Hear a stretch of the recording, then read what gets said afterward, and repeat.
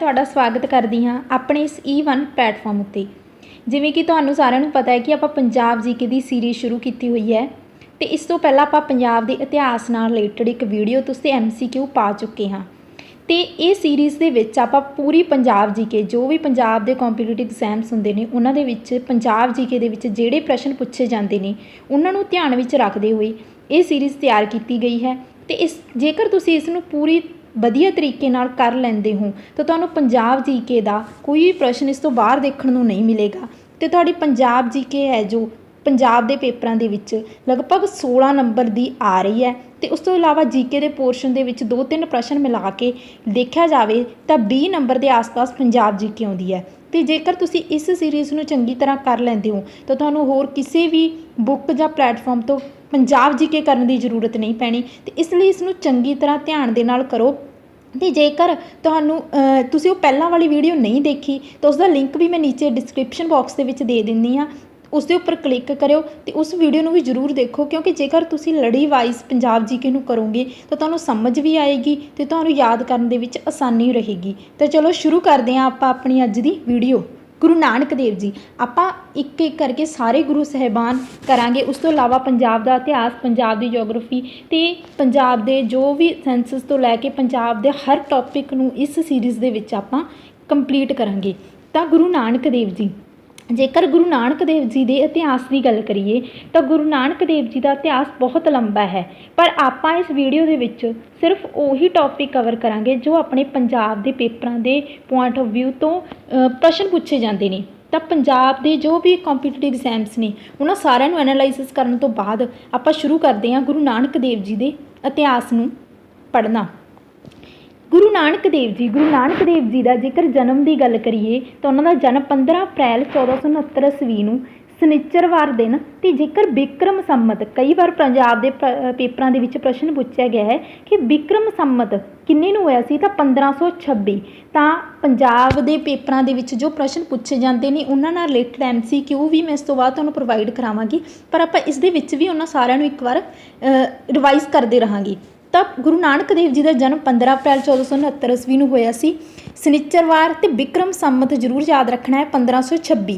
ਪਰ ਜੇਕਰ ਦੇਖਿਆ ਜਾਵੇ ਤਾਂ ਗੁਰੂ ਨਾਨਕ ਦੇਵ ਜੀ ਦੇ ਜਨਮ ਦਿਨ ਸੰਬੰਧੀ ਦੋ ਮੱਤ ਪ੍ਰਚਲਿਤ ਨੇ। ਇੱਕ ਮੱਤ ਦਾ ਆਧਾਰ ਹੈ ਪੁਰਾਤਨ ਜਨਮ ਸਾਖੀ।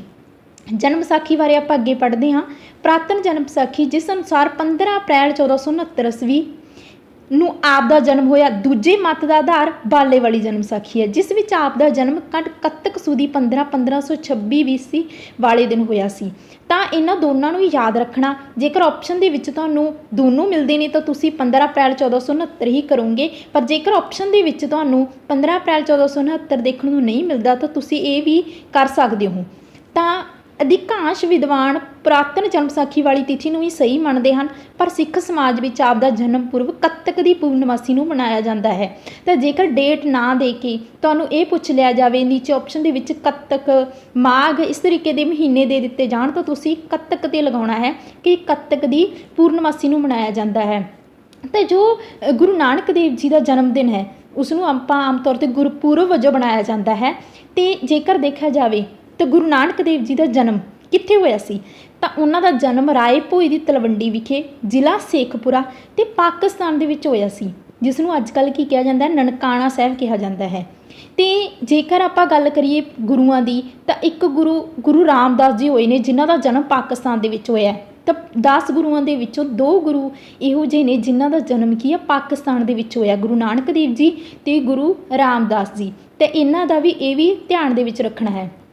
ਮਾਤਾ ਪਿਤਾ, ਜੇਕਰ ਉਹਨਾਂ ਦੇ ਪਿਤਾ ਦੀ ਗੱਲ ਕਰੀਏ ਤਾਂ ਉਹਨਾਂ ਦੇ ਪਿਤਾ ਦਾ ਨਾਮ ਸੀ ਕਲਿਆਣ ਦਾਸ ਜਿਨ੍ਹਾਂ ਨੂੰ ਮਹਿਤਾ ਕਾਲੂ ਕਿਹਾ ਜਾਂਦਾ ਸੀ ਤੇ ਉਹਨਾਂ ਦੀ ਮਾਤਾ ਦਾ ਨਾਮ ਸੀ ਤ੍ਰਿਪਤਾ ਜੀ। ਉਹਨਾਂ ਦੇ ਪਿਤਾ ਦਾ ਨਾਮ ਮਹਿਤਾ ਕਾਲੂ ਤੇ ਮਾਤਾ ਦਾ ਨਾਂ ਕੀ ਸੀ, ਤ੍ਰਿਪਤਾ ਜੀ। ਤੇ ਜੋ ਮਹਿਤਾ ਕਾਲੂ ਜੀ ਸੀ ਉਹ ਬੇਦੀ ਜਾਤੀ ਨਾਲ ਸੰਬੰਧਿਤ ਸੀਗੇ ਤੇ ਜੇਕਰ ਪੇਸ਼ੇ ਦੀ ਗੱਲ ਕਰੀਏ ਤਾਂ ਪੇਸ਼ੇ ਵਜੋਂ ਉਹ ਪਟਵਾਰੀ ਸੀ। ਜੇਕਰ ਕਈ ਵਾਰ ਵੈਸੇ ਤਾਂ ਇਹ ਪ੍ਰਸ਼ਨ ਅਜੇ ਤੱਕ ਨਹੀਂ ਪੁੱਛਿਆ ਗਿਆ ਪਰ ਅਗਲੇ ਆਉਣ ਵਾਲੇ ਪੇਪਰਾਂ ਦੇ ਵਿੱਚ ਬਣ ਵੀ ਸਕਦਾ ਹੈ ਤਾਂ ਉਹਨਾਂ ਦਾ ਪੇਸ਼ਾ ਕੀ ਸੀ, ਪਟਵਾਰੀ ਸੀ ਤੇ ਉਹ ਬੇਦੀ ਜਾਤੀ ਨਾਲ ਸੰਬੰਧ ਰੱਖਦੇ ਸੀ। ਜਦੋਂ ਗੁਰੂ ਜੀ ਦਾ ਜਨਮ ਹੋਇਆ ਸੀ ਤਾਂ ਉਸ ਸਮੇਂ ਬਹੁਤ ਵਾਰ ਪ੍ਰਸ਼ਨ ਆ ਸਕਦਾ ਹੈ ਕਿ ਜਦੋਂ ਗੁਰੂ ਨਾਨਕ ਦੇਵ ਜੀ ਦਾ ਜਨਮ ਹੋਇਆ ਸੀ ਤਾਂ ਉਸ ਸਮੇਂ ਦਿੱਲੀ ਉੱਤੇ ਕਿਸ ਦਾ ਸ਼ਾਸਨ ਸੀ ਤਾਂ ਉਸ ਸਮੇਂ ਦਿੱਲੀ ਉੱਤੇ ਬਹਿਲੋਲ ਲੋਧੀ ਦਾ ਸ਼ਾਸਨ ਸੀ। ਇਹ ਹਨ ਬਹਿਲੋਲ ਲੋਧੀ। ਬਹਿਲੋਲ ਲੋਧੀ ਇਹਨਾਂ ਦਾ ਸ਼ਾਸਨ ਸੀਗਾ ਜਦੋਂ ਗੁਰੂ ਨਾਨਕ ਦੇਵ ਜੀ ਦਾ ਜਨਮ ਹੋਇਆ ਸੀ। ਗੁਰੂ ਨਾਨਕ ਦੇਵ ਜੀ ਦੇ ਜਨਮ ਤੋਂ ਬਾਅਦ ਹੌਲੀ ਹੌਲੀ ਬਹਿਲੋਲ ਲੋਧੀ, ਫਿਰ ਇਬਰਾਹਿਮ ਲੋਧੀ, ਸਿਕੰਦਰ ਲੋਧੀ ਇਹਨਾਂ ਨੇ ਸ਼ਾਸਨ ਕੀਤਾ। ਪਰ ਗੁਰੂ ਨਾਨਕ ਦੇਵ ਜੀ ਦੇ ਹੁੰਦੇ ਹੋਏ ਹੀ ਲੋਧੀ ਵੰਸ਼ ਦਾ ਖਾਤਮਾ ਹੋ ਗਿਆ ਸੀ ਅਤੇ ਮੁਗਲ ਵੰਸ਼ ਦੀ ਸਥਾਪਨਾ ਹੋ ਗਈ ਸੀ। ਤਾਂ ਗੁਰੂ ਨਾਨਕ ਦੇਵ ਜੀ ਦੇ ਨਾਲ ਜੋ ਸਮਕਾਲੀ ਰਹੇ ਨੇ ਉਹ ਬਾਬਰ ਵੀ ਰਹੇ ਨੇ, ਕਿਉਂਕਿ ਲੋਧੀ ਵੰਸ਼ ਦੇ ਖਾਤਮੇ ਦੇ ਨਾਲ ਹੀ ਜੋ ਮੁਗਲ ਵੰਸ਼ ਹੈ ਉਸ ਦੀ ਸਥਾਪਨਾ ਹੋ ਗਈ ਸੀ। ਇਹ ਸਾਰਾ ਇਤਿਹਾਸ ਹੈ ਜੋ ਆਪਾਂ ਪਿਛਲੀ ਵੀਡੀਓ ਦੇ ਵਿੱਚ ਪੜ੍ਹਿਆ ਵੀ ਸੀ। ਤਾਂ ਬਹਿਲੋਲ ਲੋਧੀ ਜਦੋਂ ਉਹਨਾਂ ਦਾ ਜਨਮ ਹੋਇਆ ਸੀ ਉਦੋਂ ਦਿੱਲੀ ਉੱਤੇ ਬਹਿਲੋਲ ਲੋਧੀ ਦਾ ਸ਼ਾਸਨ ਸੀ। ਤਾਂ ਇਹ ਬਹਿਲੋਲ ਲੋਧੀ ਨੇ। ਜੇਕਰ ਜਨਮ ਵਿਸਾਖੀਆਂ ਜਿਵੇਂ ਕਿ ਆਪਾਂ ਪੜ੍ਹਿਆ ਹੈ ਕਿ ਪੁਰਾਤਨ ਜਨਮ ਵਿਸਾਖੀ ਦੇ ਹਿਸਾਬ ਨਾਲ ਜਾਂ ਬਾਲੇ ਵਾਲੀ ਜਨਮ ਵਿਸਾਖੀ ਦੇ ਹਿਸਾਬ ਨਾਲ, ਤਾਂ ਜਨਮ ਵਿਸਾਖੀਆਂ ਜੇਕਰ ਕਈ ਵਾਰ ਪ੍ਰਸ਼ਨ ਪੁੱਛ ਲੈਣ ਕਿ ਜਨਮ ਵਿਸਾਖੀਆਂ ਦਾ ਸੰਬੰਧ ਕਿਸ ਗੁਰੂ ਨਾਲ ਹੈ, ਤਾਂ ਜਨਮ ਵਿਸਾਖੀਆਂ ਦਾ ਸੰਬੰਧ ਕਿਹਨਾਂ ਨਾਲ ਹੈ? ਗੁਰੂ ਨਾਨਕ ਦੇਵ ਜੀ ਦੇ ਨਾਲ ਹੈ।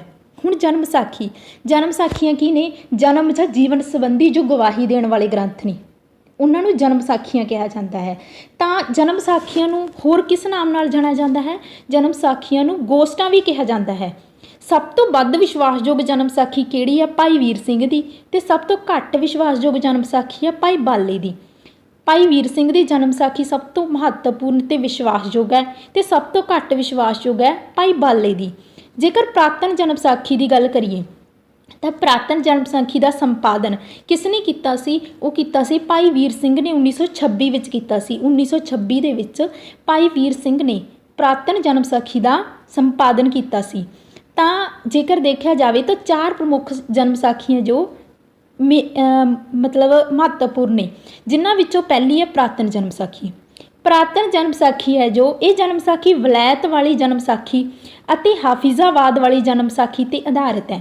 ਅਤੇ ਸਭ ਤੋਂ ਪੁਰਾਣੀ ਜੇਕਰ ਪੁੱਛ ਲੈਣ ਕਿ ਸਭ ਤੋਂ ਪੁਰਾਣੀ ਜਨਮ ਵਿਸਾਖੀ ਕਿਹੜੀ ਹੈ, ਤਾਂ ਉਹ ਹੈ ਪੁਰਾਤਨ ਜਨਮ ਵਿਸਾਖੀ। ਅਤੇ ਇਸ ਦਾ ਸੰਪਾਦਨ ਮੈਂ ਤੁਹਾਨੂੰ ਪਹਿਲਾਂ ਹੀ ਦੱਸ ਚੁੱਕੀ ਹਾਂ, ਭਾਈ ਵੀਰ ਸਿੰਘ ਨੇ ਕੀਤਾ ਸੀ 1926 ਈਸਵੀ ਦੇ ਵਿੱਚ। ਅਤੇ ਇਸ ਦੀ ਰਚਨਾ 17ਵੀਂ ਸਦੀ ਦੇ ਪਹਿਲੇ ਅੱਧ ਭਾਗ ਵਿੱਚ ਹੋਈ ਸੀ। ਅਤੇ ਇਹਦਾ ਸੰਪਾਦਨ ਭਾਈ ਵੀਰ ਸਿੰਘ ਨੇ 1926 ਦੇ ਵਿੱਚ ਆ ਕੇ ਕੀਤਾ ਸੀ।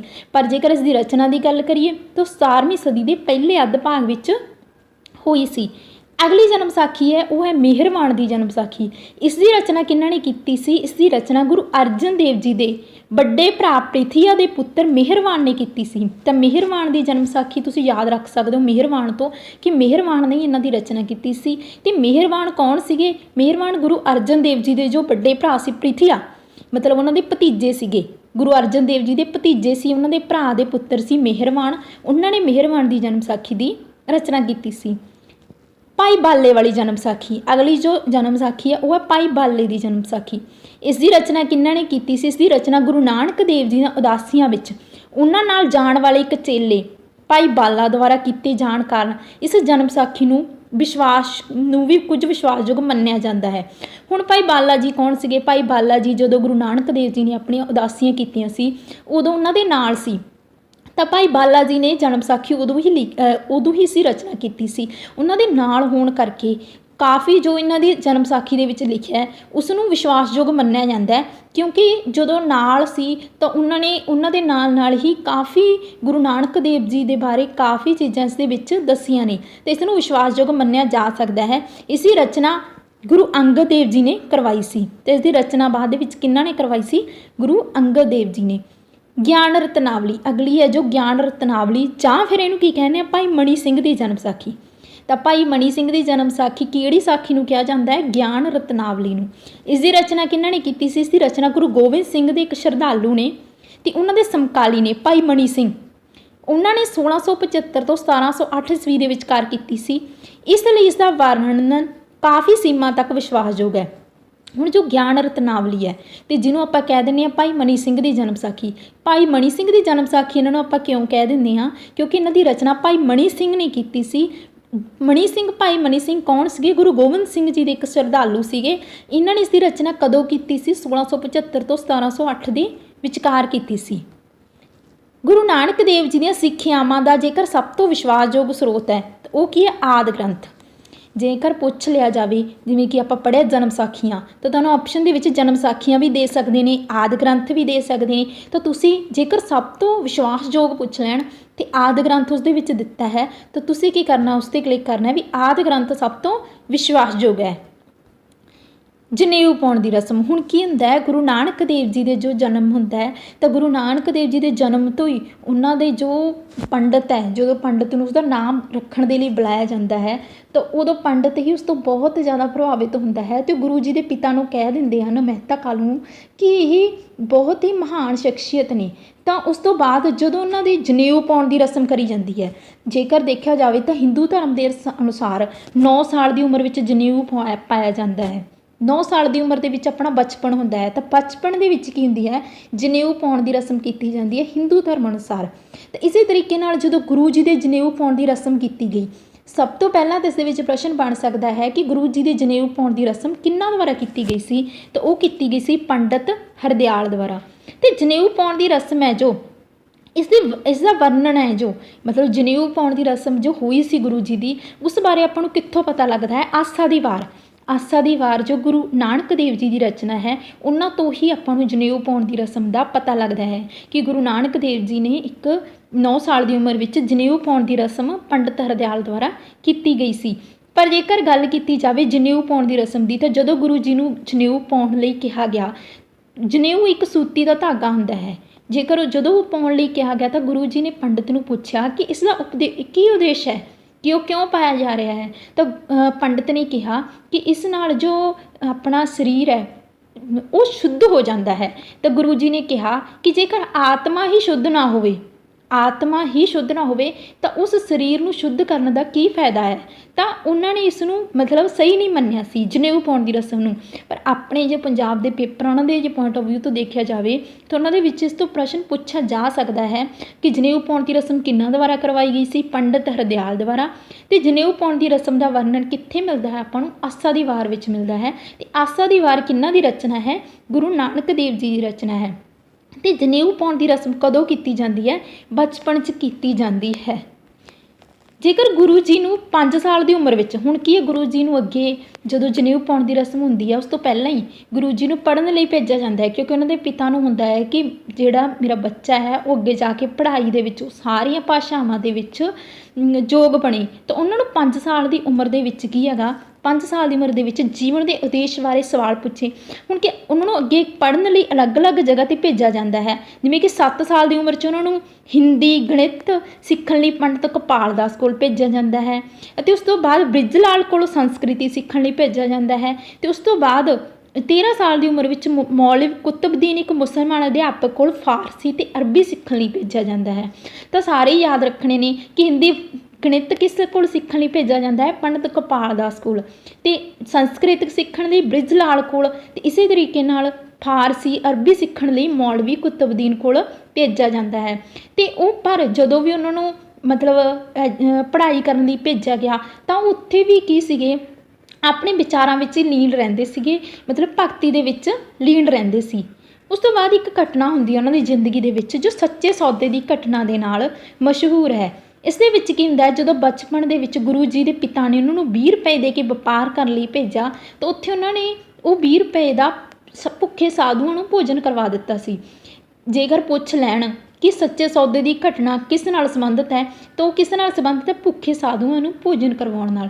ਮਤਲਬ ਗੁਰੂ ਜੀ ਨੇ ਉਹਨਾਂ ਨੂੰ ਕਿਹਾ ਸੀ ਕਿ ਗੁਰੂ ਜੀ ਦੇ ਪਿਤਾ ਨੇ ਕਿ ਇਹ 20 ਰੁਪਏ ਲੈ ਕੇ ਜਾ ਅਤੇ ਮੈਨੂੰ ਇਸ ਦੇ ਵਿੱਚ ਪ੍ਰੋਫਿਟ ਲਿਆ ਕੇ ਦਿਖਾ, ਮਤਲਬ ਫਾਇਦਾ ਕਰਕੇ ਦਿਖਾ, ਵੀ 20 ਰੁਪਏ ਦਾ ਤੂੰ ਕੋਈ ਵਪਾਰ ਕਰਕੇ ਆ ਜਿਸ ਦੇ ਵਿੱਚ ਫਾਇਦਾ ਹੋਵੇ। ਤਾਂ ਗੁਰੂ ਜੀ ਨੇ ਕਿਹਾ ਠੀਕ ਹੈ ਮੈਂ ਕਰਕੇ ਆਵਾਂਗਾ। ਪਰ ਜਦੋਂ ਉਹ ਚੱਲੇ ਤਾਂ ਉੱਥੇ ਉਹਨਾਂ ਨਾਲ ਰਸਤੇ ਦੇ ਵਿੱਚ ਉਹਨਾਂ ਨੂੰ ਭੁੱਖੇ ਸਾਧੂ ਮਿਲ ਗਏ, ਤਾਂ ਉਹਨਾਂ ਨੇ ਕੀ ਕੀਤਾ, ਉਸ 20 ਰੁਪਏ ਦਾ ਉਹਨਾਂ ਭੁੱਖੇ ਸਾਧੂਆਂ ਨੂੰ ਭੋਜਨ ਕਰਵਾ ਦਿੱਤਾ। ਅਤੇ ਇਹ ਘਟਨਾ ਇਤਿਹਾਸ ਵਿੱਚ ਕਿਸ ਨਾਲ ਮਸ਼ਹੂਰ ਹੈ, ਸੱਚੇ ਸੌਦੇ ਦੀ ਘਟਨਾ ਦੇ ਨਾਲ ਮਸ਼ਹੂਰ ਹੈ। ਅਤੇ ਇਹ ਵੀ ਧਿਆਨ ਦੇ ਵਿੱਚ ਰੱਖਿਓ ਕਿ ਸੱਚੇ ਸੌਦੇ ਦੀ ਘਟਨਾ ਦੇ ਨਾਲ ਮਸ਼ਹੂਰ ਹੈ।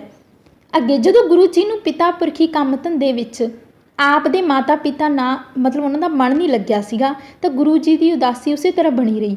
ਤਾਂ ਉਹਨਾਂ ਦੀ ਜਿਹੜੀ ਭੈਣ ਸੀਗੀ ਬੇਬੇ ਨਾਨਕੀ, ਹੁਣ ਗੱਲ ਕਰਦੇ ਉਹਨਾਂ ਦੀ ਭੈਣ ਦੀ, ਗੁਰੂ ਨਾਨਕ ਦੇਵ ਜੀ ਦੀ ਭੈਣ ਕੌਣ ਸੀ, ਬੇਬੇ ਨਾਨਕੀ ਜੀ, ਅਤੇ ਉਹਨਾਂ ਦਾ ਪਤੀ ਕੌਣ ਸੀਗਾ, ਜੈ ਰਾਮ। ਅਤੇ ਆਪ ਨੂੰ ਕਿਸੇ ਸਰਕਾਰੀ ਕੰਮ ਉੱਤੇ ਲਗਾਉਣ ਲਈ 1484 ਈਸਵੀ ਵਿੱਚ ਆਪਣੇ ਨਾਲ ਸੁਲਤਾਨਪੁਰ ਲੋਧੀ ਲੈ ਗਏ। ਹੁਣ ਗੁਰੂ ਜੀ ਨੂੰ ਆਪਣੇ ਨਾਲ ਮਤਲਬ ਜਦੋਂ ਗੁਰੂ ਜੀ ਦਾ ਕੰਮ ਹੈ ਜਿਹੜਾ ਘਰ ਦੇ ਕੰਮਾਂ ਦੇ ਵਿੱਚ ਧਿਆਨ ਨਹੀਂ ਲੱਗ ਰਿਹਾ ਸੀ ਤਾਂ ਮਹਿਤਾ ਕਾਲੂ ਨੂੰ ਫਿਕਰ ਹੋ ਰਹੀ ਸੀ। ਤਾਂ ਉਹਨਾਂ ਨੇ ਗੁਰੂ ਜੋ ਬੇਬੇ ਨਾਨਕੀ ਹੈ ਉਹਨਾਂ ਨੇ ਕਿਹਾ ਕਿ ਇਹਨਾਂ ਨੂੰ ਗੁਰੂ ਜੀ ਨੂੰ ਮੈਂ ਆਪਣੇ ਨਾਲ ਸੁਲਤਾਨਪੁਰ ਲੈ ਜਾਂਦੀ ਹਾਂ ਅਤੇ ਉੱਥੇ ਉਹਨਾਂ ਦੇ ਜੋ ਪਤੀ ਨੇ ਜੀਜਾ ਜੀ ਨੇ ਗੁਰੂ ਜੀ ਦੇ ਭਾਈ ਜੈ ਰਾਮ, ਉਹਨਾਂ ਨੇ ਜਿੱਥੇ ਉਹ ਆਪ ਕੰਮ ਕਰਦੇ ਸੀ ਸੁਲਤਾਨਪੁਰ ਲੋਧੀ ਜੋ ਕਿ ਮੋਦੀ ਖਾਨਾ ਸੀਗਾ ਉੱਥੇ ਉਹ ਕੰਮ ਕਰਦੇ ਸੀ, ਉੱਥੇ ਹੀ ਉਹਨਾਂ ਨੂੰ ਗੁਰੂ ਜੀ ਨੂੰ ਕੰਮ ਦਿਵਾ ਦਿੱਤਾ। ਤਾਂ ਉੱਥੋਂ ਉਹਨਾਂ ਦਾ ਸ਼ੁਰੂ ਹੁੰਦਾ ਹੈ ਮੋਦੀ ਖਾਨੇ ਦੇ ਵਿੱਚ ਕੰਮ ਕਰਨਾ। ਮੋਦੀ ਖਾਨੇ ਨੂੰ ਜੇਕਰ ਦੇਖਿਆ ਜਾਵੇ ਤਾਂ ਮੋਦੀ ਖਾਨੇ ਨੂੰ ਆਪਾਂ ਕੀ ਕਹਿ ਸਕਦੇ ਹਾਂ, ਅੰਨ ਭੰਡਾਰ। ਹੁਣ ਜੇਕਰ ਅੱਗੇ ਉਹਨਾਂ ਦੇ ਵਿਆਹ ਦੀ ਗੱਲ ਕਰੀਏ ਤਾਂ ਜਦੋਂ ਗੁਰੂ ਜੀ ਨੇ ਉੱਥੇ ਕੰਮ ਕਰਨਾ ਸ਼ੁਰੂ ਕਰ ਦਿੱਤਾ ਤਾਂ ਗੁਰੂ ਜੀ ਦਾ ਮਨ ਕੀ ਹੈ ਉੱਥੇ ਵੀ ਨਹੀਂ ਲੱਗਿਆ ਜ਼ਿਆਦਾ ਟਾਈਮ, ਅਤੇ ਉੱਥੇ ਉਹਨਾਂ ਨੇ ਮਤਲਬ ਕੰਮ ਤਾਂ ਉਹ ਕਰਦੇ ਸੀ ਪਰ ਜਿਸ ਦੇ ਵਿੱਚ ਕੀ ਹੈਗਾ ਉਹਨਾਂ ਨੂੰ ਮਤਲਬ ਉਹਨਾਂ ਦਾ ਮਨ ਨਹੀਂ ਲੱਗਦਾ ਸੀ। ਤਾਂ ਉਸ ਤੋਂ ਬਾਅਦ ਗੁਰੂ ਜੀ ਦੇ ਪਿਤਾ ਨੇ ਉਹਨਾਂ ਦਾ ਵਿਆਹ ਕਰ ਦਿੱਤਾ। ਤਾਂ ਉਹਨਾਂ ਦਾ ਵਿਆਹ ਕਿਹਨਾਂ ਦੇ ਨਾਲ ਹੋਇਆ ਸੀ, ਉਹਨਾਂ ਦੀ ਪਤਨੀ ਦਾ ਨਾਮ ਸੀ ਬੀਬੀ ਸੁਲੱਖਣੀ ਜੀ, ਅਤੇ ਪੁੱਤਰ ਕੌਣ ਸੀਗੀ ਬੀਬੀ ਸੁਲੱਖਣੀ? ਬੀਬੀ ਸੁਲੱਖਣੀ ਪੁੱਤਰੀ ਸੀਗੀ ਪੁੱਤਰੀ ਪਿੰਡ ਪੱਖੋਕੀ ਬਟਾਲਾ ਜ਼ਿਲ੍ਹਾ ਗੁਰਦਾਸਪੁਰ ਦਾ ਇੱਕ ਲੇਖਾਕਾਰ ਹੈ ਮੂਲ ਚੰਦ, ਉਹਨਾਂ ਦੀ ਪੁੱਤਰੀ ਸੀਗੀ। ਜੇਕਰ ਦੇਖਿਆ ਜਾਵੇ ਲੇਖਾਕਾਰ ਨੂੰ ਇੰਗਲਿਸ਼ ਦੇ ਵਿੱਚ ਅਕਾਊਂਟੈਂਟ ਕਹਿ ਦਿੰਦੇ ਆ, ਤਾਂ ਮੂਲ ਚੰਦ ਜੀ ਕੌਣ ਸੀਗੇ? ਇੱਕ ਲੇਖਾਕਾਰ ਸੀ ਜਿਹੜੇ ਜ਼ਿਲ੍ਹਾ ਗੁਰਦਾਸਪੁਰ ਬਟਾਲਾ ਦੇ ਰਹਿਣ ਵਾਲੇ ਸੀ, ਅਤੇ ਉਹਨਾਂ ਦਾ ਪਿੰਡ ਸੀ ਪੱਖੋਕੀ। ਉਹਨਾਂ ਦੀ ਪੁੱਤਰੀ ਸੀ ਬੀਬੀ ਸੁਲੱਖਣੀ ਜਿਨ੍ਹਾਂ ਦੇ ਨਾਲ ਗੁਰੂ ਜੀ ਦਾ ਵਿਆਹ ਹੋਇਆ ਸੀ। ਅਤੇ ਉਸ ਤੋਂ ਬਾਅਦ ਇਹਨਾਂ ਦੇ 2 ਪੁੱਤਰਾਂ ਦੀ ਪ੍ਰਾਪਤੀ ਹੋਈ ਹੈ, ਸ਼੍ਰੀ ਚੰਦ ਅਤੇ ਲਖਮੀ ਦਾਸ। ਜੋ ਕਿ ਸ਼੍ਰੀ ਚੰਦ ਜੀ ਸੀ ਬਾਬਾ, ਉਹਨਾਂ ਦਾ ਉਹ ਉਦਾਸੀ ਮੱਤ ਨਾਲ ਸੰਬੰਧ ਰੱਖਦੇ ਸੀ। ਅਤੇ ਇਹ ਵੀ ਧਿਆਨ 'ਚ ਰੱਖਣਾ ਹੈ ਕਿ ਸ਼੍ਰੀ ਚੰਦ ਜੀ ਕਿਹੜੀ ਮੱਤ ਨਾਲ ਸੰਬੰਧਿਤ ਰੱਖਦੇ ਸੀ? ਉਦਾਸੀ ਮੱਤ ਨਾਲ ਸੰਬੰਧ ਰੱਖਦੇ ਸੀ। ਅਤੇ ਗੁਰੂ ਜੀ ਦੀ ਭੈਣ ਦਾ ਨਾਮ ਮੈਂ ਤੁਹਾਨੂੰ ਦੱਸਿਆ ਹੈ ਕੀ ਸੀ? ਨਾਨਕੀ। ਅਤੇ ਉਹਨਾਂ ਦੇ ਜੀਜਾ ਜੀ ਦਾ ਨਾਮ ਕੀ ਸੀ? ਜੈ ਰਾਮ, ਜੋ ਕਿ ਸੁਲਤਾਨਪੁਰ ਦੇ ਸੀ। ਅਤੇ ਲਾਹੌਰ ਦੇ ਗਵਰਨਰ ਦੌਲਤ ਖਾਂ ਲੋਧੀ ਦੇ ਮੋਦੀ ਖਾਨੇ ਵਿੱਚ ਕੰਮ ਕਰਦਾ ਸੀ। ਹੁਣ ਜੋ ਉਹਨਾਂ ਦੇ ਜੀਜਾ ਸੀ ਉਹ ਕਿੱਥੇ ਕੰਮ ਕਰਦੇ ਸੀ? ਜਿੱਥੇ ਉਹਨਾਂ ਨੇ ਗੁਰੂ ਜੀ ਨੂੰ ਵੀ ਕੰਮ ਦਿਵਾਇਆ ਸੀ ਉਹ ਸੀਗਾ ਲਾਹੌਰ ਦਾ ਗਵਰਨਰ ਦੌਲਤ ਖਾਂ ਲੋਧੀ ਦਾ ਮੋਦੀ ਖਾਨਾ, ਅੰਨ ਭੰਡਾਰ ਸੀ, ਉੱਥੇ ਉਹ ਹਿਸਾਬ ਕਿਤਾਬ ਦੇਖਦੇ ਸੀ। ਤਾਂ ਲਾਹੌਰ ਦਾ ਗਵਰਨਰ ਸੀ ਕੌਣ ਸੀ? ਦੌਲਤ ਖਾਂ ਲੋਧੀ। ਗਿਆਨ ਦੀ ਪ੍ਰਾਪਤੀ ਤਾਂ ਹੁਣ ਕੀ ਹੁੰਦਾ ਇਸ ਤੋਂ ਬਾਅਦ ਗੁਰੂ ਜੀ ਦੇ ਵਿਆਹ ਤੋਂ ਬਾਅਦ ਬੱਚਿਆਂ ਤੋਂ ਬਾਅਦ ਗੁਰੂ ਜੀ ਦਾ ਜੋ ਧਿਆਨ ਸੀ ਉਹ ਫਿਰ ਉੱਥੇ ਹੀ ਰਹਿੰਦਾ ਹੈ, ਭਗਤੀ ਦੇ ਵਿੱਚ ਲੀਨ ਰਹਿੰਦੇ ਹੈ ਸਾਰਾ ਦਿਨ। ਤਾਂ ਉਹਨਾਂ ਨੇ ਇੱਕ ਦਿਨ ਕੀ ਹੋਇਆ, ਅਚਾਨਕ ਉਹ ਇਸ਼ਨਾਨ ਕਰਨ ਲਈ ਵੇਈ ਨਦੀ 'ਤੇ ਦਾਖਲ ਹੋਏ ਅਤੇ 3 ਦਿਨਾਂ ਬਾਅਦ ਪ੍ਰਗਟ ਹੋਏ। 3 ਦਿਨ ਉਹ ਵੇਈ ਨਦੀ ਦੇ ਵਿੱਚ ਅਲੋਪ ਰਹੇ। ਇਸ ਦੌਰਾਨ ਆਪ ਨੂੰ ਬ੍ਰਹਮ ਗਿਆਨ ਦੀ ਪ੍ਰਾਪਤੀ ਹੋਈ। ਤਾਂ ਗੁਰੂ ਨਾਨਕ ਦੇਵ ਜੀ ਦੇ ਪਹਿਲੇ ਸ਼ਬਦ ਸਨ। ਤਾਂ ਇਹ ਵੀ ਪ੍ਰਸ਼ਨ ਪੁੱਛਿਆ ਜਾ ਸਕਦਾ ਹੈ ਕਿ ਜਦੋਂ ਉਹਨਾਂ ਨੂੰ ਗਿਆਨ ਦੀ ਪ੍ਰਾਪਤੀ ਹੋਈ ਤਾਂ ਉਹਨਾਂ ਦੇ ਪਹਿਲੇ ਸ਼ਬਦ ਕੀ ਸੀ? ਪਹਿਲੇ ਸ਼ਬਦ ਸੀ ਨਾ ਕੋਈ ਹਿੰਦੂ ਨਾ ਕੋਈ ਮੁਸਲਮਾਨ। ਤਾਂ ਜੇਕਰ ਪੁੱਛ ਲੈਣ ਕਿ ਨਾ ਕੋਈ ਹਿੰਦੂ ਨਾ ਕੋਈ ਮੁਸਲਮਾਨ ਕਿਹਨਾਂ ਦੇ ਸ਼ਬਦ ਹਨ, ਤਾਂ ਇਹ ਹਨ ਗੁਰੂ ਨਾਨਕ ਦੇਵ ਜੀ ਦੇ। ਗੁਰੂ ਜੀ ਭਗਤੀ ਲਹਿਰ ਨਾਲ ਜੁੜਨ ਤੋਂ ਪਹਿਲਾਂ ਕਿਸ ਮੱਤ ਨਾਲ ਸੰਬੰਧ ਰੱਖਦੇ ਸੀ? ਸੂਫੀ ਮੱਤ ਨਾਲ। ਹੁਣ ਗੁਰੂ ਜੀ ਭਗਤੀ ਲਹਿਰ ਦੇ ਨਾਲ ਜੁੜ ਚੁੱਕੇ ਨੇ, ਪਰ ਭਗਤੀ ਲਹਿਰ ਨੂੰ ਜੁੜਨ ਤੋਂ ਪਹਿਲਾਂ ਉਹ ਸੂਫੀ ਮੱਤ ਵਿੱਚ ਵਿਸ਼ਵਾਸ ਰੱਖਦੇ ਸਨ। ਉਦਾਸੀਆਂ ਹੁਣ ਸ਼ੁਰੂ ਹੁੰਦੀਆਂ ਨੇ। ਉਦਾਸੀਆਂ ਜਦੋਂ ਗੁਰੂ ਜੀ ਨੂੰ ਇਹ ਸਮਝ ਲੱਗਾ ਕਿ ਇੱਕ ਥਾਂ 'ਤੇ ਰੁਕ ਕੇ ਟਿਕ ਕੇ ਧਰਮ ਦਾ ਪ੍ਰਚਾਰ ਕਰਨ ਨਾਲ ਆਪਾਂ ਜ਼ਿਆਦਾ ਉਪਦੇਸ਼ ਨਹੀਂ ਦੇ ਸਕਦੇ, ਤਾਂ ਉਹਨਾਂ ਨੇ ਸੋਚਿਆ ਕਿ ਆਪਾਂ ਚੱਲ ਫਿਰ ਕੇ ਲੋਕਾਂ ਦੇ ਮਤਲਬ ਤੱਕ ਪਹੁੰਚ ਕੇ ਅਲੱਗ-ਅਲੱਗ ਤਰੀਕੇ ਨਾਲ ਲੋਕਾਂ ਨੂੰ ਉਪਦੇਸ਼ ਦੇਵਾਂਗੇ, ਜਿਸ ਤਰੀਕੇ ਨਾਲ ਕੀ ਹੈਗਾ ਕਿਉਂਕਿ ਉਸ ਟਾਈਮ ਕੀ ਹੈ ਜੋ ਬਾਹਰਲੇ ਹਮਲੇ ਹੋ ਰਹੇ ਸੀਗੇ, ਬਾਹਰਲੀ ਹਕੂਮਤ ਹਮਲੇ ਕਰ ਰਹੀ ਸੀ, ਤਾਂ ਜੋ ਆਪਣੀ ਸੰਸਕ੍ਰਿਤੀ ਆਪਣੇ ਲੋਕਾਂ ਦਾ ਕਲਚਰ ਆ ਉਸ ਦਾ ਬਹੁਤ ਗਿਰਾਵਟ ਆ ਚੁੱਕੀ ਸੀ। ਅਤੇ ਲੋਕਾਂ ਨੂੰ ਉਪਦੇਸ਼ ਦੇਣ ਲਈ ਹੀ ਗੁਰੂ ਜੀ ਦਾ ਜਨਮ ਹੋਇਆ ਸੀ। ਤਾਂ ਉਹਨਾਂ ਨੇ ਕੀ ਸ਼ੁਰੂ ਕੀਤਾ? ਉਦਾਸੀਆਂ ਸ਼ੁਰੂ ਕੀਤੀਆਂ। ਸਿੱਖ ਧਰਮ ਦੇ ਹੁਣ ਗੁਰੂ ਜੀ ਦੀ ਇੱਥੋਂ ਸ਼ੁਰੂ ਹੁੰਦੀ ਹੈ ਗੁਰੂ ਜੀ ਦੀ ਜੋ ਪ੍ਰਚਾਰ ਸੀਗਾ, ਧਰਮ ਪ੍ਰਚਾਰ। ਤਾਂ ਸਿੱਖ ਧਰਮ ਦੇ ਮੋਢੀ ਕਿਹਨਾਂ ਨੂੰ ਕਿਹਾ ਜਾਂਦਾ ਹੈ? ਗੁਰੂ ਨਾਨਕ ਦੇਵ ਜੀ ਨੂੰ। ਸਿੱਖ ਧਰਮ ਦੇ ਸੰਸਥਾਪਕ ਵੀ ਕਿਹਨਾਂ ਨੂੰ ਕਿਹਾ ਜਾਂਦਾ ਹੈ? ਗੁਰੂ ਨਾਨਕ ਦੇਵ ਜੀ ਨੂੰ। ਅਤੇ ਭਗਤੀ ਅੰਦੋਲਨ ਦੇ ਸੰਸਥਾਪਕ ਵੀ ਕਿਹਨਾਂ ਨੂੰ ਕਿਹਾ ਜਾਂਦਾ ਹੈ? ਗੁਰੂ ਨਾਨਕ ਦੇਵ ਜੀ ਨੂੰ। ਇਹਨਾਂ ਨੇ ਕਿੰਨੀਆਂ ਦਿਸ਼ਾਵਾਂ ਵਿੱਚ ਉਦਾਸੀਆਂ ਕੀਤੀਆਂ ਸੀ? ਯਾਤਰਾਵਾਂ 4 ਦਿਸ਼ਾਵਾਂ ਵਿੱਚ। ਅਤੇ ਇਹਨਾਂ 4 ਯਾਤਰਾਵਾਂ ਜੋ ਕੀਤੀਆਂ ਸੀ 4 ਦਿਸ਼ਾਵਾਂ ਦੇ ਵਿੱਚ ਇਹਨਾਂ ਨੂੰ ਉਦਾਸੀਆਂ ਕਿਹਾ ਜਾਂਦਾ ਹੈ। ਇਹਨਾਂ ਦਾ ਉਦੇਸ਼ ਕੀ ਸੀ? ਉਦਾਸੀਆਂ ਦਾ ਉਦੇਸ਼ ਆਤਮ ਗਿਆਨ ਦਾ ਪ੍ਰਚਾਰ ਕਰਨਾ ਸੀ। ਮਤਲਬ ਆਪਣਾ ਜੋ ਗਿਆਨ ਹੈ ਆਤਮ ਗਿਆਨ ਉਸ ਦਾ ਪ੍ਰਚਾਰ ਕਰਨਾ ਉਦੇਸ਼ ਸੀ ਉਦਾਸੀਆਂ ਦਾ। ਅਤੇ ਇਹਨਾਂ ਦੀ ਸ਼ੁਰੂਆਤ ਕਿੱਥੋਂ ਹੋਈ ਸੀ? ਇਹਨਾਂ ਦੀ ਸ਼ੁਰੂਆਤ ਗੁਰੂ ਜੀ ਨੇ ਸੱਜਦਪੁਰ ਤੋਂ ਕੀਤੀ ਸੀ। ਇਹ ਸਾਰੇ ਜਿੰਨੇ ਵੀ ਜੋ ਇਸ PDF ਦੇ ਵਿੱਚ ਪ੍ਰਸ਼ਨ ਨੇ ਉਹ ਪੁੱਛੇ ਜਾ ਸਕਦੇ ਨੇ, ਅਤੇ ਇਕੱਲੀ ਲਾਈਨ ਤੋਂ ਇੱਕ ਪ੍ਰਸ਼ਨ ਬਣ ਸਕਦਾ ਹੈ। ਅਤੇ ਇਸ ਨੂੰ ਬਹੁਤ ਧਿਆਨ ਦੇ ਨਾਲ ਕਰਨਾ ਹੈ ਅਤੇ ਆਪਣੇ ਨੋਟਸ ਵਗੈਰਾ ਪ੍ਰਪੇਅਰ ਕਰਦੇ ਰਹੋ, ਕਿਉਂਕਿ ਆਪਾਂ ਪੰਜਾਬ GK ਨੂੰ ਬਹੁਤ ਵਧੀਆ ਤਰੀਕੇ ਨਾਲ ਕਰਨ ਵਾਲੇ ਹਾਂ। ਇਸ ਤੋਂ ਇਲਾਵਾ ਤੁਹਾਨੂੰ ਪੰਜਾਬ GK ਦੇ ਵਿੱਚ ਕਦੇ ਵੀ ਕੋਈ ਪ੍ਰੋਬਲਮ ਨਹੀਂ ਆਵੇਗੀ। ਅਤੇ ਆਪਾਂ ਇਹ ਵੀ ਕੋਸ਼ਿਸ਼ ਕਰਾਂਗੇ कि इस वीडियो तो बाद गुरु नानक देव जी नाल संबंधित MCQ की वीडियो भी मैं तुहाडे लई लैके आवांगी। तो जेकर तुसीं इस वीडियो नूं ध्यान नाल कीता होगा तो तुहानूं जो अगली वीडियो MCQ की उसनूं तुसीं बहुत वधिया तरीके नाल कर पाओगे, क्योंकि उस दे विच आपां जो भी इस दे विच मैं प्रश्न करवा रही हाँ तुहानूं बोल बोल के उस दे विच MCQ फॉर्म दे विच होणगे, तो तुसीं उसनूं टैसट दे तरीके नाल कर सकदे हो। तां अगे ਹੁਣ गुरु नानक देव जी ने जो उदासियों का समय वो की सीगा 1499 तो लैके 1521 ईस्वी जो सीगा गुरु जी की उदासियों का समा रहा है। गुरु नानक देव जी दी उदासियां समय उन्होंने साथी कौन सीगे, जिवें कि मैं पहलां भी गल कीती सी कि भाई बाला जी उन्हां दे नाल सी, जिन्हां ने कि भाई बाले वाली जन्म साखी लिखी सी। तां भाई बाला जी नाल सी उन्हां दे एक भाई मरदाना जी जो गुरु जी ने उदासियां कीतियां। ते गुरु जी ने किन्ने हज़ार लगभग 28,000 मील पैदल यात्रा की सी, जो कि बहुत ज़्यादा होंदी है। जेकर आप अजकल गल करिए तो यह बहुत नामुमकिन चीज़ है, इम्पॉसिबल है। तो यह की 28,000 मील की यात्रा उन्होंने किवें कीती सी, पैदल की सी। ते आपां नूं एक थोड़ी जी जगह ते चलण लई भी अजकल आपां मोटरसाइकिल गड्डी चाहिदी है, तो गुरु जी ने पैदल यात्रा करके प्रचार किया सी, वो भी 28,000 मील की। पहली उदासी, जेकर पहली उदासी की गल करिए तो पहली सब तो महत्वपूर्ण तो सब तो लंबी जो उदासी है गुरु जी की, वो पहली उदासी है। पहली उदासी की शुरुआत गुरु जी ने 1497 ईस्वी की सी। ते किस दिशा में की सी? पूर्व दिशा वाल की सी। ते उदासियों की शुरुआत उन्होंने सजदपुर तो की सी। पूर्व दिशा में हुण कित्थे कित्थे जांदे ने, वो 1497 तो लैके 1508 तक सजदपुर, कुरुक्षेत्र, हरिद्वार, दिल्ली, पानीपत, बनारस, गोरखमत्ता, गया ते कामरूप, ढाका, जगन्नाथपुरी, आगरा आदि। इन्हां सारे प्रदेशों में ही उन्हां नाल अलग अलग जगह ते महत्वपूर्ण कई घटनावां होईयां ने, जो इतिहास दे विच तुसीं सारिआं ने गुरु नानक देव जी नाल रिलेटेड उन्हां कई घटनावां नूं पढ़िया होगा। आपां एक दो घटनावां नूं इस क्लास दे विच भी करांगे, पर इसनूं एक बार जरूर ध्यान नाल देखना कि पहली उदासी के टाइम वो कित्थे गए सी, क्योंकि कई बार कि जे ज़्यादा ही मतलब औखे लैवल का पेपर आ रहा है तो तुहानूं भी पुछ सकते हैं कि हरिद्वार की यात्रा गुरु नानक देव जी ने किहड़ी उदासी समय की सी, पहली उदासी समय, जां फिर गोरखमत्ता की जगन्नाथपुरी की यात्रा गुरु जी ने किहड़ी उदासी समय की सी, पहली उदासी समय। तो एक बार इसनूं भी जरूर देखना है। तो हुण उदासियां की गल करिए तो जो सजदपुर है, सजदपुर दे विच उन्हां दी मुलाकात मलिक भागो ते भाई लाड़ो नाल होई सी।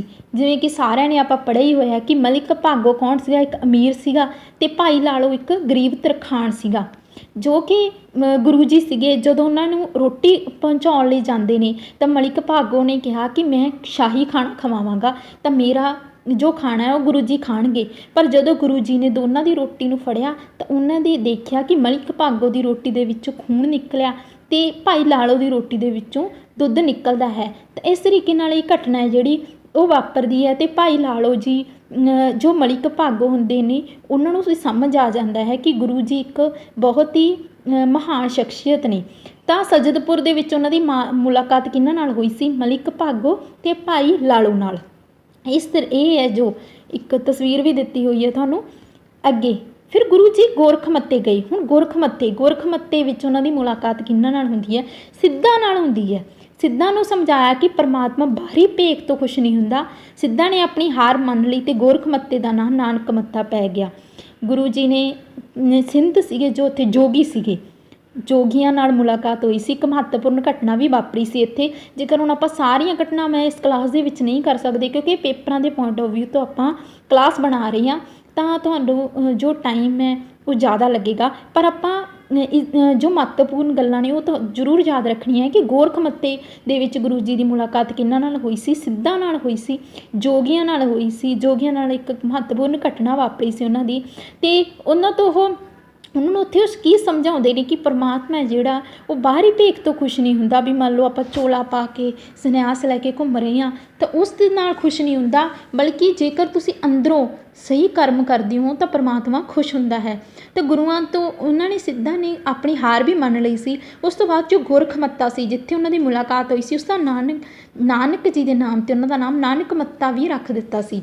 तो नानकमत्ता है जो जेकर अजकल गल करिए तो कित्थे हैगा, तो गुरुद्वारा भी बनया होया नानकमत्ता, वो अजकल उत्तर प्रदेश दे विच है। तो ये भी ध्यान दे विच रखियो।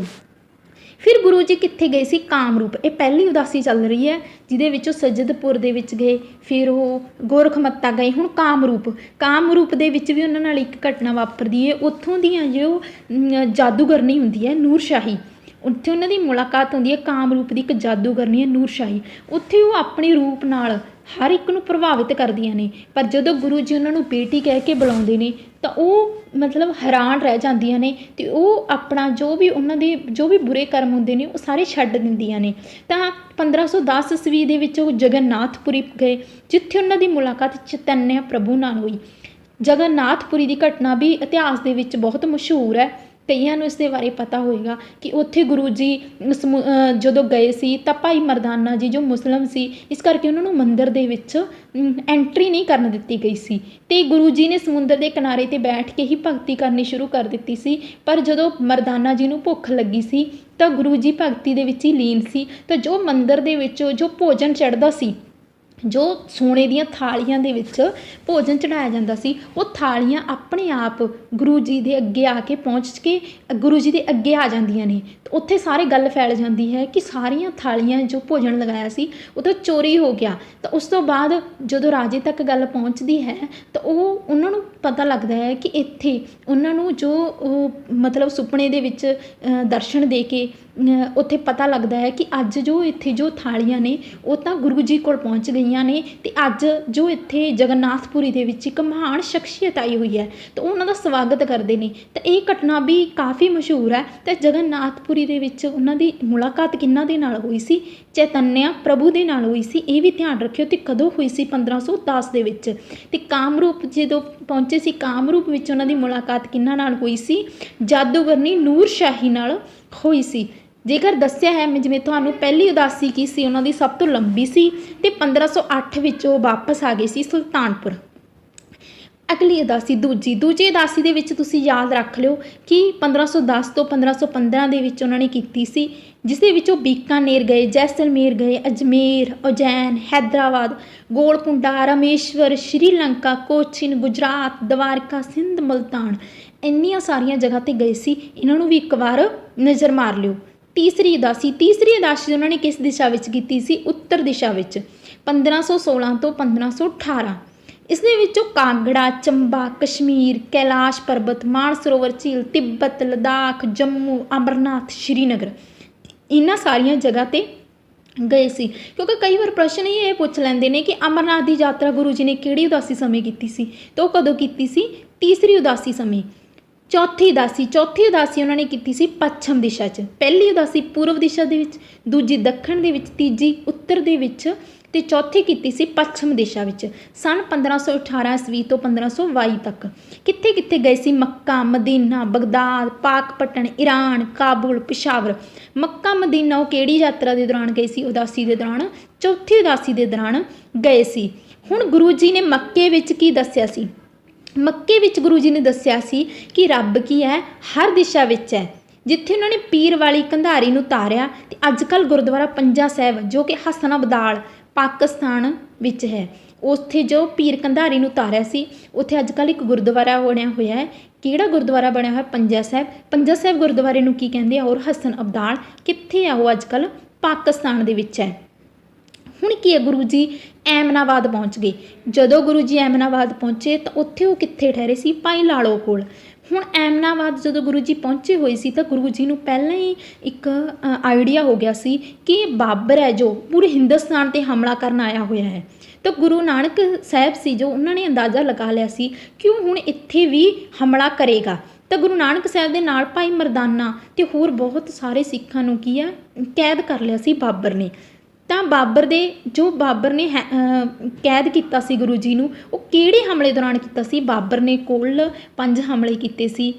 ਆਪਾਂ ਪਿਛਲੇ ਜੋ ਇਤਿਹਾਸ ਦੀ ਕਲਾਸ ਉਸ ਦੇ ਵਿੱਚ ਪੜ੍ਹਿਆ ਹੈ ਕਿ 5 ਕੀਤੇ ਸੀ, ਜਿਨ੍ਹਾਂ ਵਿੱਚੋਂ ਜੋ ਤੀਜਾ ਹਮਲਾ ਸੀ ਗੁਰੂ ਬਾਬਰ ਦਾ, ਉਸ ਦੇ ਦੌਰਾਨ ਉਹਨਾਂ ਨੇ ਗੁਰੂ ਨਾਨਕ ਦੇਵ ਜੀ ਨੂੰ ਕੈਦ ਕੀਤਾ ਸੀ। ਅਤੇ ਜੋ ਗੁਰੂ ਨਾਨਕ ਦੇਵ ਜੀ ਆ ਉੱਥੇ ਉਹਨਾਂ ਨੂੰ ਚੱਕੀ ਪੀਸਣ ਦੇ ਕੰਮ 'ਤੇ ਲਗਾਇਆ ਸੀ, ਜਿਸ ਦੇ ਨਾਲ ਭਾਈ ਮਰਦਾਨਾ ਵੀ ਜੀ ਸੀ।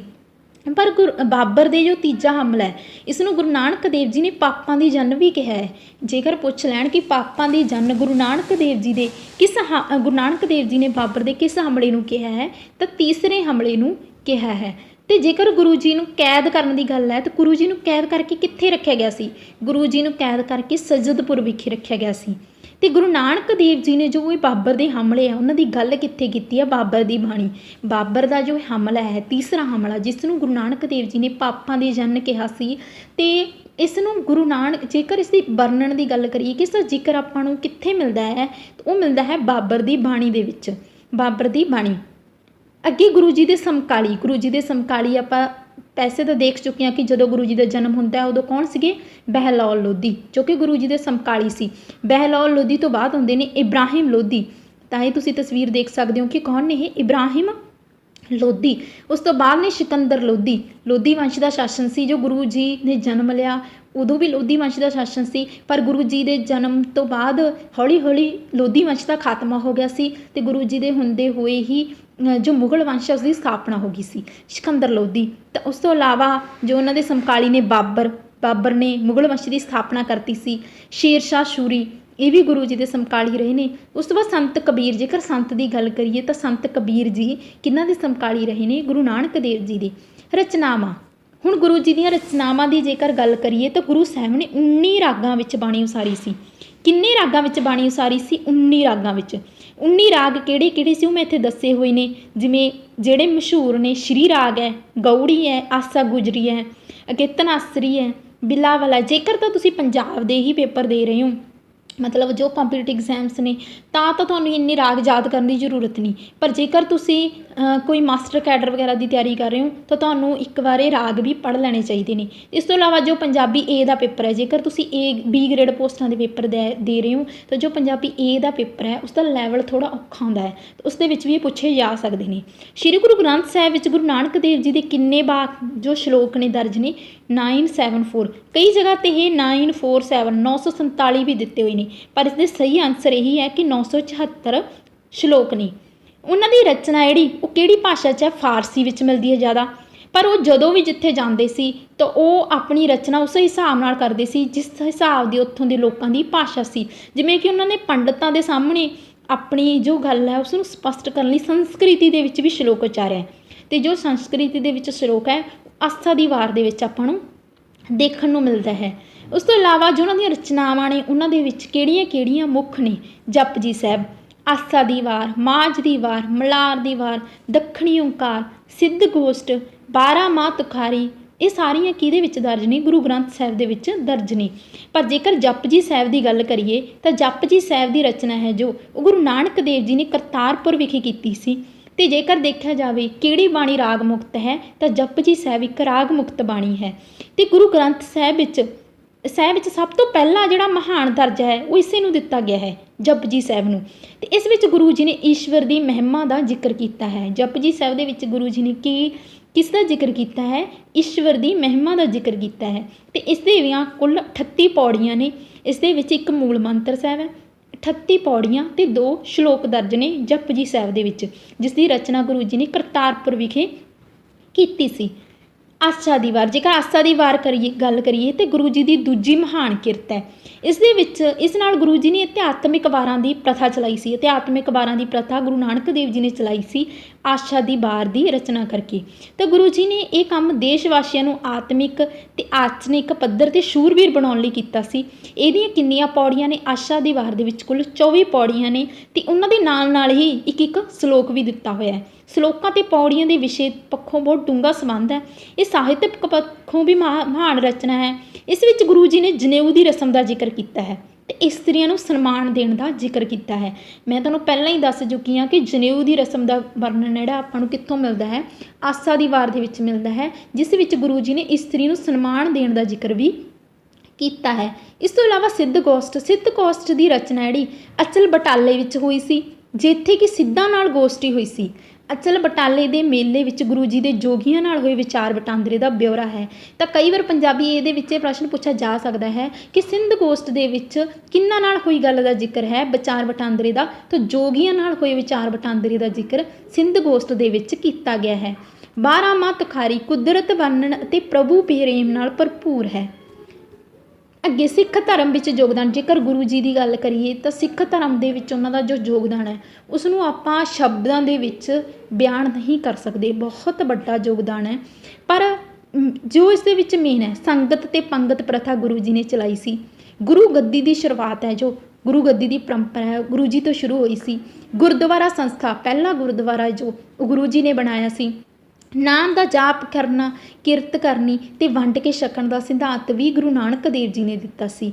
ਅੰਜਨ ਨਹੀਂ ਨਿਰੰਜਨ ਰਹਿਓ ਦਾ ਸਿਧਾਂਤ ਵੀ ਕਿਹਨਾਂ ਨੇ ਦਿੱਤਾ ਸੀ? ਗੁਰੂ ਨਾਨਕ ਦੇਵ ਜੀ ਨੇ। ਤੇ ਕੀਰਤਨ ਦੀ ਪ੍ਰਥਾ ਵੀ ਕਿਹਨਾਂ ਨੇ ਚਲਾਈ ਸੀ? ਗੁਰੂ ਨਾਨਕ ਦੇਵ ਜੀ ਨੇ। ਜੋਤੀ ਜੋਤ ਅਤੇ ਗੁਰੂ ਗੱਦੀ, ਗੁਰੂ ਨਾਨਕ ਦੇਵ ਜੀ 22 ਸਤੰਬਰ 1539 ਈਸਵੀ ਨੂੰ ਜੋਤੀ ਜੋਤ ਸਮਾ ਗਏ। ਤੇ ਜੋਤੀ ਜੋਤ ਸਮਾਉਣ ਤੋਂ ਪਹਿਲਾਂ ਗੁਰੂ ਨਾਨਕ ਦੇਵ ਜੀ ਨੇ ਭਾਈ ਲਹਿਣਾ ਨੂੰ ਆਪਣਾ ਉੱਤਰਾਧਿਕਾਰੀ ਨਿਯੁਕਤ ਕੀਤਾ ਸੀ। ਭਾਈ ਲਹਿਣਾ ਜੀ, ਜਿਨ੍ਹਾਂ ਨੂੰ ਗੁਰੂ ਜੀ ਨੇ ਅੰਗਦ ਦਾ ਨਾਮ ਦੇ ਕੇ ਗੁਰੂ ਗੱਦੀ ਦਿੱਤੀ ਸੀ ਤੇ ਜੋ ਕਿ ਅਗਲੇ ਗੁਰੂ ਬਣਦੇ ਨੇ ਆਪਣੇ ਸਿੱਖਾਂ ਦੇ ਦੂਜੇ ਗੁਰੂ ਅੰਗਦ ਦੇਵ ਜੀ ਬਣੇ। ਤੇ ਗੁਰੂ ਅੰਗਦ ਦੇਵ ਜੀ ਦਾ ਪਹਿਲਾ ਨਾਮ ਭਾਈ ਲਹਿਣਾ ਸੀ, ਜਿਸ ਨੂੰ ਆਪਾਂ ਗੁਰੂ ਅੰਗਦ ਦੇਵ ਜੀ ਜਦੋਂ ਪੜ੍ਹਾਂਗੇ ਅਗਲੇ ਗੁਰੂ, ਉਦੋਂ ਆਪਾਂ ਇਸ ਨੂੰ ਚੰਗੀ ਤਰ੍ਹਾਂ ਪੜ੍ਹਾਂਗੇ। ਪਰ ਗੁਰੂ ਨਾਨਕ ਦੇਵ ਜੀ ਦੇ ਜੋ ਜੋਤੀ ਜੋਤ ਸਮਾਈ ਸੀ ਉਹ ਕਦੋਂ ਸਮਾਈ ਸੀ? 22 ਸਤੰਬਰ 1539 ਈਸਵੀ ਨੂੰ। ਤੇ ਉਹਨਾਂ ਨੇ ਹੁਣ ਸ਼ਹਿਰ ਕਿਹੜਾ ਵਸਾਇਆ ਸੀ? ਤਾਂ ਗੁਰੂ ਜੀ ਨੇ ਕਰਤਾਰਪੁਰ ਸਾਹਿਬ ਵਸਾਇਆ ਸੀ, ਜੋ ਕਿ ਜ਼ਿਲ੍ਹਾ ਸਿਆਲਕੋਟ ਪਾਕਿਸਤਾਨ ਦੇ ਵਿੱਚ ਹੈ।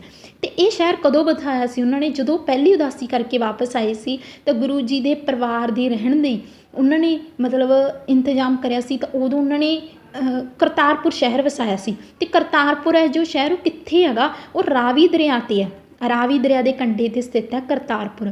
ਤੇ ਗੁਰੂ ਜੀ ਨੇ ਜੋ ਆਪਣਾ ਆਖਰੀ ਸਮਾਂ ਕਿੱਥੇ ਬਤੀਤ ਕੀਤਾ ਸੀ? ਕਈ ਵਾਰ ਇਹ ਪ੍ਰਸ਼ਨ ਪੁੱਛ ਲੈਣ ਤਾਂ ਉਹ ਵੀ ਉਹਨਾਂ ਨੇ ਕਰਤਾਰਪੁਰ ਵਿੱਚ ਹੀ ਬਤੀਤ ਕੀਤਾ ਸੀ। ਸੰਗਤ ਤੇ ਪੰਗਤ ਨਾਮਕ ਸੰਸਥਾਵਾਂ ਦੀ ਸਥਾਪਨਾ ਵੀ ਕਰਤਾਰਪੁਰ ਵਿਖੇ ਹੀ ਕੀਤੀ ਗਈ ਸੀ। ਗੁਰੂ ਜੀ ਨੇ ਹੁਕਮ, ਨਦਰ, ਸੇਵਾ, ਨਾਮ ਜਪਣਾ ਸਿੱਖਿਆਵਾਂ ਦਿੱਤੀਆਂ। ਹੁਣ ਗੁਰੂ ਜੀ ਨੇ ਜੋ ਮਤਲਬ ਸਿੱਖਿਆਵਾਂ ਸੀਗੀਆਂ ਉਹ ਕਿਹੜੀਆਂ ਸੀ? ਹੁਕਮ, ਨਦਰ, ਸੇਵਾ, ਨਾਮ ਜਪਣਾ। ਨਦਰ ਦਾ ਕੀ ਭਾਵ ਹੈ? ਨਦਰ ਸ਼ਬਦ ਦਾ ਸ਼ਾਬਦਿਕ ਅਰਥ ਹੈ ਰੱਬ ਦੀ ਕਿਰਪਾ। ਰੱਬ ਦੀ ਕਿਰਪਾ ਨੂੰ ਗੁਰੂ ਜੀ ਨੇ ਨਦਰ ਕਿਹਾ ਸੀ। ਅਤੇ ਹੁਕਮ ਦਾ ਕੀ ਅਰਥ ਹੈ? ਹੁਕਮ ਦਾ ਅਰਥ ਹੈ ਰੱਬ ਦਾ ਉਦੇਸ਼। ਗੁਰੂ ਨਾਨਕ ਦੇਵ ਜੀ ਦੀ ਵਿਚਾਰਧਾਰਾ ਵਿੱਚ ਵਿਸ਼ਵਾਸ ਰੱਖਣ ਵਾਲਿਆਂ ਨੂੰ ਕੀ ਕਿਹਾ ਜਾਂਦਾ ਹੈ? ਸਿੱਖ ਕਿਹਾ ਜਾਂਦਾ ਹੈ। ਤਾਂ ਗੁਰੂ ਜੀ ਦੇ ਕੁਝ ਸ਼ਬਦ ਮੈਂ ਇੱਥੇ ਦੱਸ ਰਹੀ ਹਾਂ ਕਿ ਕਿਹੜੇ ਸ਼ਬਦ ਜਿਹੜੇ ਗੁਰੂ ਜੀ ਦੇ ਨੇ। ਸੋ ਕਿਉ ਮੰਦਾ ਆਖੇ ਜਿੱਤ ਜੰਮੇ ਰਾਜਾਨ, ਇਹ ਵੀ ਗੁਰੂ ਜੀ ਨੇ ਕਹੇ ਸੀ। ਨਾ ਕੋਈ ਹਿੰਦੂ ਨਾ ਕੋਈ ਮੁਸਲਮਾਨ, ਇਹ ਵੀ ਗੁਰੂ ਜੀ ਦੇ ਸ਼ਬਦ ਨੇ। ਏਕ ਨੂਰ ਤੇ ਸਭ ਜਗ ਉਪਜਿਆ, ਕੌਣ ਭਲੇ ਕੌਣ ਮੰਦੇ, ਇਹ ਵੀ ਗੁਰੂ ਜੀ ਦੇ ਸ਼ਬਦ ਨੇ। ਮਾਨਸ ਕੀ ਜਾਤ ਸਭੇ ਇੱਕ ਪਹਿਚਾਨਬੋ। ਜੇਕਰ ਗੁਰੂ ਜੀ ਨਾਲ ਸੰਬੰਧਿਤ ਗੁਰਦੁਆਰਿਆਂ ਦੀ ਗੱਲ ਕਰੀਏ ਤਾਂ ਬਹੁਤ ਸਾਰੇ ਗੁਰਦੁਆਰੇ ਨੇ ਜੋ ਗੁਰੂ ਜੀ ਨਾਲ ਸੰਬੰਧਿਤ ਨੇ। ਜੇਕਰ ਜਦੋਂ ਆਪਾਂ ਇਹ ਇਤਿਹਾਸ ਦਾ ਜੋ ਪੰਜਾਬ ਜੀ ਕੇ ਸ਼ੁਰੂ ਕੀਤੀ ਹੈ, ਜਦੋਂ ਆਪਾਂ ਗੁਰਦੁਆਰੇ ਪੜ੍ਹਾਂਗੇ ਤਾਂ ਉਸ ਦੇ ਵਿੱਚ ਮੈਂ ਤੁਹਾਨੂੰ ਸਾਰੇ ਗੁਰਦੁਆਰੇ ਡਿਟੇਲ ਦੇ ਵਿੱਚ ਕਰਵਾਵਾਂਗੀ। ਪਰ ਇਸ ਦੇ ਵਿੱਚ ਆਪਾਂ ਸਿਰਫ ਮਹੱਤਵਪੂਰਨ ਗੁਰਦੁਆਰੇ ਹੀ ਕਵਰ ਕਰਾਂਗੇ, ਜਿਵੇਂ ਕਿ ਨਨਕਾਣਾ ਸਾਹਿਬ। ਨਨਕਾਣਾ ਸਾਹਿਬ ਹੈ ਜੋ ਗੁਰੂ ਨਾਨਕ ਦੇਵ ਜੀ ਦੇ ਸਮੇਂ ਇਸ ਸਥਾਨ ਨੂੰ ਰਾਏ ਭੋਏ ਦੀ ਤਲਵੰਡੀ ਵਜੋਂ ਜਾਣਿਆ ਜਾਂਦਾ ਸੀ। ਜੇਕਰ ਤੁਹਾਨੂੰ ਵੀਡੀਓ ਚੰਗੀ ਲੱਗ ਰਹੀ ਹੋਵੇ ਤਾਂ ਵੀਡੀਓ ਨੂੰ ਲਾਈਕ ਜ਼ਰੂਰ ਕਰਿਓ ਅਤੇ ਇਸ ਨੂੰ ਵੱਧ ਤੋਂ ਵੱਧ ਸ਼ੇਅਰ ਕਰਿਓ, ਤਾਂ ਕਿ ਜੇਕਰ ਕਿਸੇ ਹੋਰ ਨੂੰ ਵੀ ਪੰਜਾਬ ਜੀਕੇ ਦੇ ਵਿੱਚ ਕੋਈ ਪ੍ਰੋਬਲਮ ਆ ਰਹੀ ਹੋਵੇ ਤਾਂ ਉਸਦੀ ਹੈਲਪ ਹੋ ਸਕੇ, ਤਾਂ ਕਿ ਮੈਨੂੰ ਵੀ ਮੋਟੀਵੇਸ਼ਨ ਮਿਲੇ ਅੱਗੇ ਹੋਰ ਵੀਡੀਓ ਬਣਾਉਣ ਦੀ। ਤਾਂ ਇਸ ਨੂੰ ਵੱਧ ਤੋਂ ਵੱਧ ਸ਼ੇਅਰ ਜ਼ਰੂਰ ਕਰਨਾ। ਹੁਣ ਇਹ ਪਾਕਿਸਤਾਨ ਦੇ ਜ਼ਿਲ੍ਹਾ ਸ਼ੇਖਪੁਰਾ ਵਿੱਚ ਸਥਿਤ ਹੈ ਨਨਕਾਣਾ ਸਾਹਿਬ। ਅਤੇ ਨਨਕਾਣਾ ਸਾਹਿਬ ਕੀ ਹੈ? ਗੁਰੂ ਨਾਨਕ ਦੇਵ ਜੀ ਦੇ ਬਚਪਨ ਨਾਲ ਜੁੜੇ 8 ਹੋਰ ਗੁਰਦੁਆਰੇ ਵੀ ਇੱਥੇ ਸਥਿਤ ਨੇਗੇ। ਅੱਗੇ ਸੱਚਾ ਸੌਦਾ ਜਿਹੜਾ ਗੁਰਦੁਆਰਾ ਹੈ ਉਹ ਨਨਕਾਣਾ ਸਾਹਿਬ ਤੋਂ 20 ਕਿਲੋਮੀਟਰ ਦੀ ਦੂਰੀ 'ਤੇ ਹੈ, ਪਿੰਡ ਚੂਹੜਕਣਾ। ਗੁਰਦੁਆਰਿਆਂ ਦਾ ਆਪਾਂ ਬਹੁਤ ਚੰਗੀ ਤਰ੍ਹਾਂ ਪੜ੍ਹਾਂਗੇ। ਸੁਲਤਾਨਪੁਰ ਲੋਧੀ ਦੇ ਵਿੱਚ ਇੱਕ ਗੁਰਦੁਆਰਾ ਜਿਹੜਾ ਸੁਲਤਾਨਪੁਰ ਲੋਧੀ ਗੁਰਦੁਆਰਾ, ਇਹ ਵੀ ਗੁਰੂ ਨਾਨਕ ਦੇਵ ਜੀ ਦੇ ਅਨਾਜ ਭੰਡਾਰ ਵਿੱਚ ਖੁੱਲ੍ਹੇ ਦਿਲ ਨਾਲ ਵੰਡਣ ਦੀ ਘਟਨਾ ਨੂੰ ਯਾਦ ਨਾਲ, ਜਿਵੇਂ ਸੁਲਤਾਨਪੁਰ ਲੋਧੀ ਦੇ ਵਿੱਚ ਗੁਰੂ ਜੀ ਨੇ ਅੰਨ ਭੰਡਾਰ ਦੇ ਵਿੱਚ ਕੰਮ ਕੀਤਾ ਸੀ ਤਾਂ ਉਸ ਨਾਲ ਸੰਬੰਧਿਤ ਹੈ।